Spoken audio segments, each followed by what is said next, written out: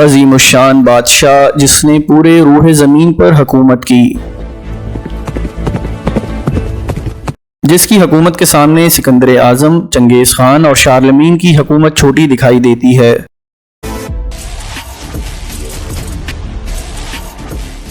نہ صرف انسان، جنات، حیوانات اور تمام مخلوق آپ کے تابع تھی۔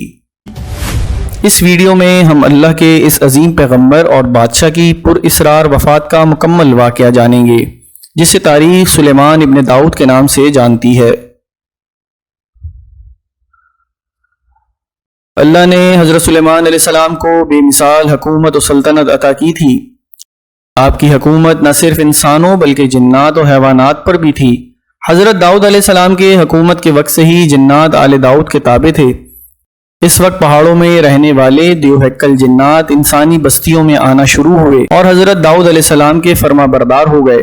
حضرت داؤد علیہ السلام نے اپنے بیٹے حضرت سلیمان کے لیے بھی دعا فرمائی کہ جس طرح اللہ نے انہیں نعمتیں عطا کی، ان کے جانشین کو بھی نعمتوں سے سرفراز فرمائے۔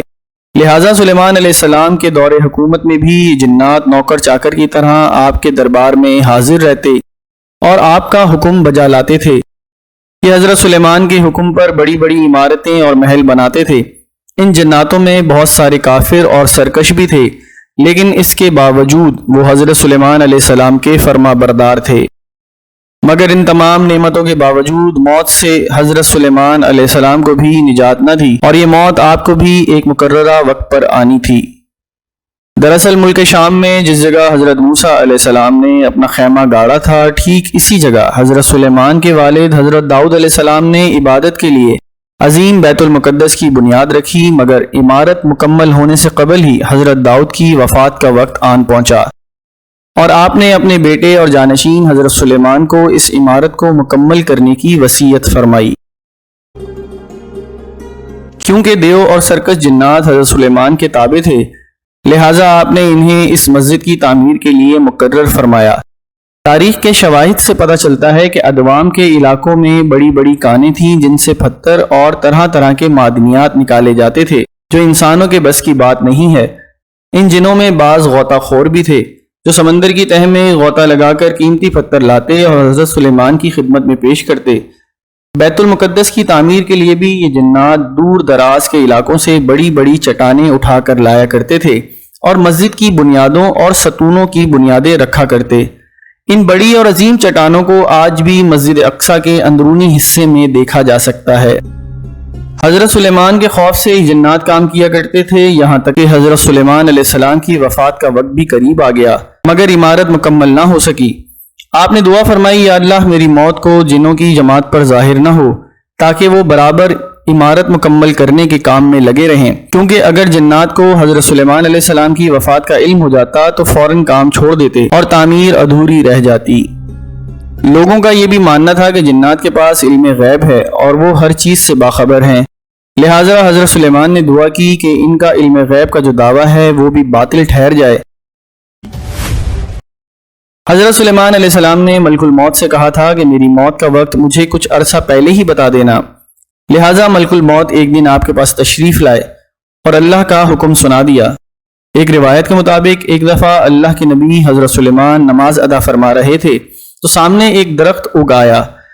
حضرت سلیمان نے اس سے پوچھا، تیرا نام کیا ہے؟ اس درخت نے کہا، خروٹ۔ آپ نے پوچھا، تو کس چیز کے لیے ہے؟ دوا کے لیے یا نسل بڑھانے کے لیے؟ پودے نے کہا، گھر کی خرابی اور ویرانی کے لیے۔ حضرت سلیمان علیہ السلام سمجھ گئے کہ آپ کی وفات کا وقت قریب آ چکا ہے۔ حضرت سلیمان نے جناتوں کو ایک سیسا کا مکان بنانے کا حکم دیا۔ آپ وہاں داخل ہوئے اور اپنے عصا پر ٹیک لگا کر اللہ کی عبادت میں مشغول ہو گئے۔ اسی دوران آپ کی روح قبض کر لی گئی۔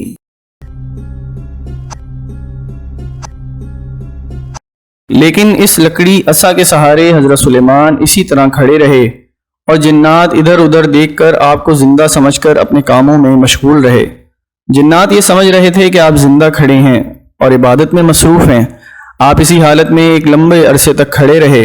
مفسرین نے لکھا کہ حضرت سلیمان اس حالت میں 1 یا 2 ماہ کھڑے تھے۔ بعض نے لکھا کہ آپ 1 سال اس عصا کے سہارے کھڑے رہے۔ اس سے جناتوں کو کوئی حیرت بھی نہ ہوئی، کیونکہ وہ کئی بار دیکھ چکے تھے کہ حضرت سلیمان ایک ایک مہینہ بلکہ کبھی کبھی دو دو ماہ عبادت میں کھڑے رہا کرتے تھے۔ چونکہ انبیاء اکرام کے جسم مبارک زمین کی مٹی نہیں کھا سکتی، نہ ہی عام انسان کی طرح خراب ہوتی ہے، جیسا کہ نبی کریم صلی اللہ علیہ وسلم نے فرمایا، بے شک اللہ نے زمین پر حرام کر دیا ہے کہ وہ انبیاء کے جسموں کو کھائے، لہٰذا حضرت سلیمان علیہ السلام اسی حالت میں وہاں کھڑے رہے، یہاں تک کہ حضرت سلیمان جس عصا کے سہارے کھڑے تھے، لکڑی کے اس عصا کو دیمک نے کھانا شروع کر دیا، عصا آخر کمزور ہو کر ٹوٹ گیا اور آپ کا جسم مبارک زمین پر آ گیا۔ اس وقت جنوں کی جماعت اور مسلمانوں کو یہ علم ہوا کہ آپ کی وفات ہو چکی ہے۔ حضرت سلیمان علیہ السلام کی وفات کے اس عجیب واقعے نے اس چیز کی حقیقت کھول دی کہ خود جنات کو بھی پتہ چل گیا اور دیگر لوگوں کو بھی کہ جنات عالم غیب نہیں ہے، کیونکہ انہیں غیب کا علم ہوتا تو حضرت سلیمان کی موت سے پہلے ہی باخبر ہو جاتے۔ پھر جب ہم نے اس پر موت کا حکم بھیجا، جنوں کو اس کی موت نہ بتائی مگر زمین کی دیمک نے کہ اس کا عصا کھاتی تھی، تو جب سلیمان علیہ السلام زمین پر آئے جنوں کی حقیقت کھل گئی۔ اگر غیب جانتے ہوتے تو اس خاری کے عذاب میں نہ ہوتے۔